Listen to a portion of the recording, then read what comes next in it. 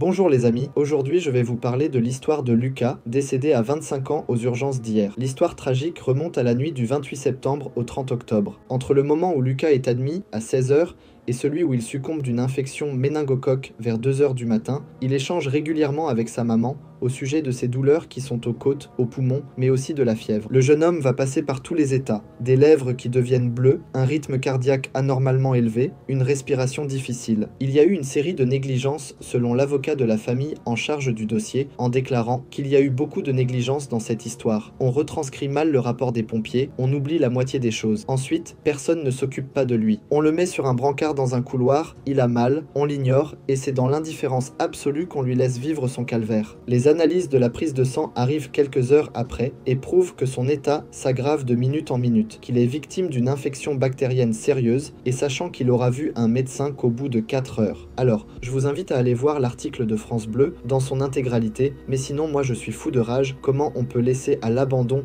notre système de santé alors qu'à côté on paye de plus en plus d'impôts et que l'État a gaspillé notre argent en achetant avec l'aide de l'Union européenne des doses de Covid qui ont terminé à la poubelle. 200 millions de doses jetées pour un montant total de 4 milliards d'euros. Toutes mes condoléances à la famille pour cette mort qui n'aurait pas dû arriver.